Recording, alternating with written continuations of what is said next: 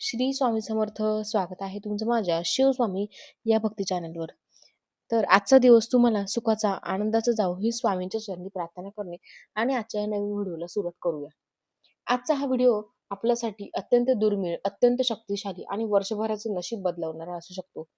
कारण 2026 मधील पहिलीच अंगारकी चतुर्थी मंगळवारी येत आहे आणि शास्त्रानुसार अंगारकी चतुर्थी जर मंगळवारी आली आणि ती वर्षातील पहिलीच असेल तर त्या दिवशी केलेले उपाय 10,000 पट फळ जास्त देतात. आजच्या या व्हिडिओमध्ये आपण जाणून घेणार आहोत अंगारकी चतुर्थी म्हणजे नेमकं काय, मंगळवारी चतुर्थी यांचे रहस्य, या दिवशी काय करावे, काय अजिबात करू नये आणि सर्वात महत्वाचं म्हणजे की आईने आपल्या मुलांसाठी काय काय करायचं आहे, कोणते कोणते उपाय करायचे आहे. हे एकदम छोटे छोटे उपाय आहे, तर ते नक्की बघा. हिरव्या मुगाचा अत्यंत प्रभावी उपाय ज्यामुळे मुलांच्या अभ्यासात प्रगती, नोकरीत यश, बुद्धीत वाढ, अडथळे दूर होतील, वाईट ग्रह दोष शांत होतील आणि मुलांचे भविष्य उज्ज्वल होतील. त्यामुळे व्हिडिओ हा शेवटपर्यंत नक्की पहा. चॅनलवरती नवीन असाल तर सबस्क्राईब करा आणि असेच माहितीपूर्वक नवीन व्हिडिओ पाहण्यासाठी बेल आयकॉनलाही प्रेस करा. म्हणजे माझ्या सर्व व्हिडिओचं नोटिफिकेशन तुम्हाला मिळेल आणि तुम्ही माझा एकही व्हिडिओ मिस करू शकणार नाही. चतुर्थी तिथी गणपती बाप्पांची अत्यंत प्रिय तिथी आहे. महिन्यातील प्रत्येक चतुर्थीला गणेश उपासना केली जाते. पण जेव्हा चतुर्थी मंगळवारी येते तेव्हा ती अंगारक चतुर्थी म्हणून ओळखली जाते. अंगारक म्हणजे कोण? तर अंगारक म्हणजे मंगळ ग्रह. पुराण कथेनुसार मंगळ ग्रह हा गणपती बाप्पांचा परमभक्त होता.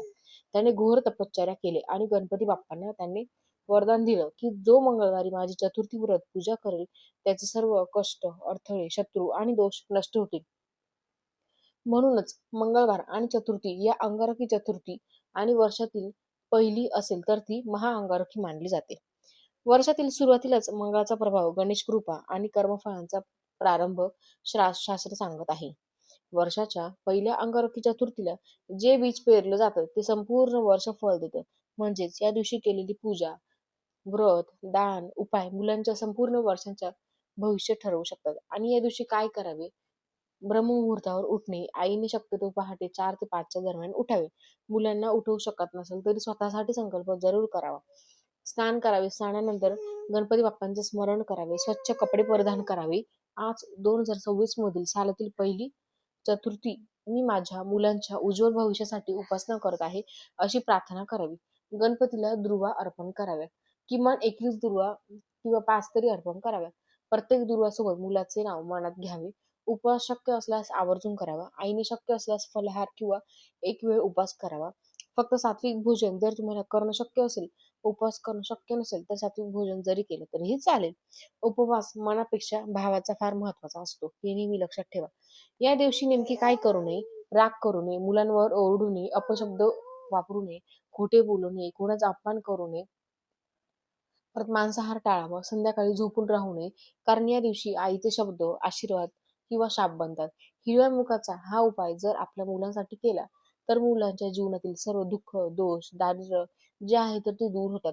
प्रत्येक आईच्या जीवनामध्ये अशी समस्या असते की प्रत्येक आईच्या जीवनात अशी समस्या आहे की आई म्हणते की माझा मुलगा कुठेतरी खूप अभ्यास करतो किंवा मुलगी खूप अभ्यास करते पण त्यांना यश मिळत नाही, पाहिजे तशी त्यांची प्रगती होत नाही. अशा ह्या ज्या काही आपल्या समस्या असतात किंवा आपल्याला वाटतं की माझ्या मुलाने ह्या क्षेत्रात प्रगती करावी, नोकरीतील त्यांच्या अडचणी ज्या आहेत तर दूर व्हावेत.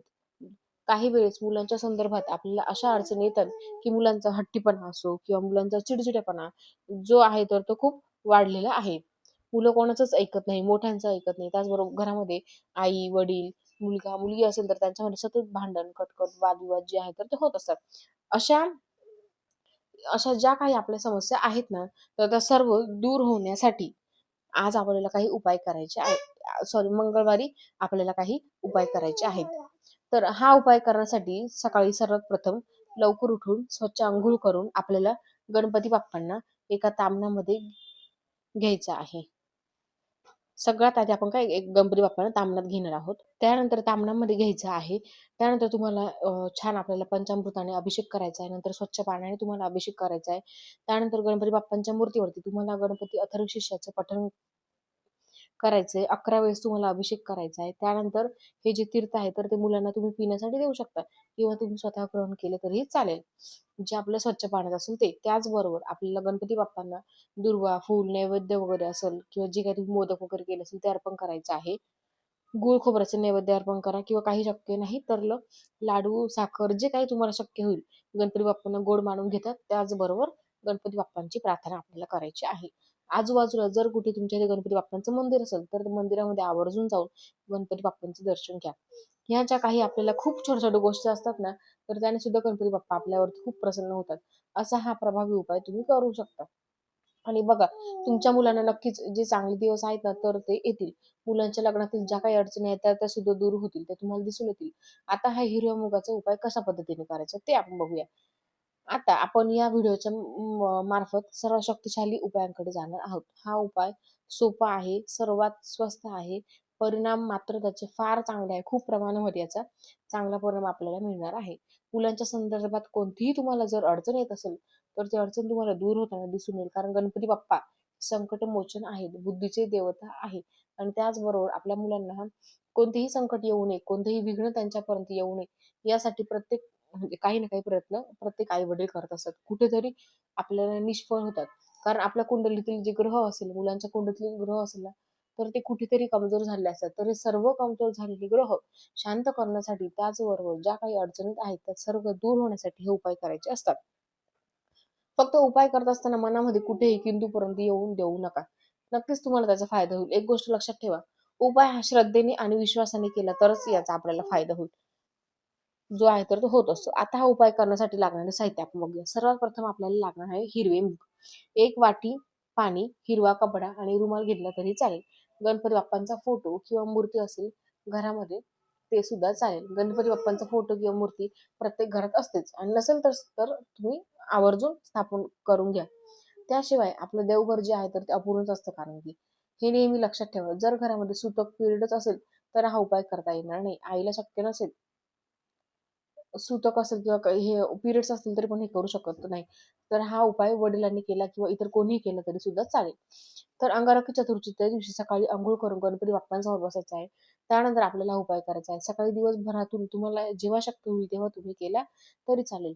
हिरवं मूग आपल्याला सर्वात प्रथम स्वच्छ करून घ्यायचं आहे. त्यानंतर आपल्याला मूग हातात धरून म्हणायचं आहे की गणपती बाप्पा हा हिरवा मूग मी माझ्या मुलांच्या बुद्धीचा अभ्यास, नोकरी आणि अभ्यासातील प्रगतीसाठी अर्पण करत आहे. आता हा मूग हिरव्या कापडात बांधा, जो आपण रुमाल घेतलेला आहे त्यावर हिरवा. तर हिरव्या कापडामध्ये आपल्याला हे जे मूग आहे तर ते बांधायचे आहे. त्याची पोटली तयार करायची आणि ही जी पोटली आहे तर ती आपल्याला आपल्या हातामध्ये ठेवायची आहे आणि ओम गण गणपते नमः या मंत्राचं 11 वेळेस पठण करायचं आहे. त्यानंतर ही पोटली जी आहे तर ती आपल्या देवघरात किंवा मुलांच्या अभ्यासाच्या ठिकाणी किंवा स्वयंपाकघरामध्ये सुरक्षित ठेवायची आहे. देवघरामध्ये गणपती बाप्पांची मूर्ती असते, तर तिथे ठेवली तरीही चालेल किंवा मुलांच्या अभ्यासाच्या ठिकाणी ठेवली तरीही चालेल किंवा मग तुम्ही स्वयंपाकघरात किचनमध्ये जिथे कुठे तुम्हाला व्यवस्थित जागा भेटेल, स्वच्छ जागा, तर तिथे सुद्धा चालेल. तर काय करायचं आता? तर 7 दिवसांनी किंवा 11 दिवसांनी हा मूग गाईला किंवा पक्ष्यांना किंवा गरजू व्यक्तीला दान करायचा आहे. या उपायाचे परिणाम काय होतात तर बघा मुलांची एकाग्रता वाढते, अभ्यासात गोडी निर्माण होते, भीती कमी होते, आत्मविश्वास वाढतो, इंटरव्ह्यूसाठी परीक्षा यशस्वी होतात, नोकरीतील अडथळे दूर होतात, मंगळाचा जो दोष असतो तो शांत होतो, गणपतीची कृपा प्राप्त होते. शास्त्र सांगते की आईने केलेली प्रार्थना कधीच व्यर्थ जात नाही. अंगारकी चतुर्थीच्या दिवशी आईने डोळ्यात पाणी आणून मनापासून निस्वार्थ भावनेने मुलांसाठी केलेली पूजा थेट गणपती बाप्पांपर्यंत पोहोचत असते. त्यामुळे हा उपाय आवर्जून करा. जर तुम्हाला हा व्हिडिओ आवडला असेल तर लाईक करा, सबस्क्राईब करायला विसरू नका. भेटूया पुढच्या एका छानशा व्हिडिओतर्फे एका नवीन माहितीसोबत. तोपर्यंत कमेंटमध्ये ओम गण गणपती लिहायला विसरू नका. श्री स्वामी समर्थ.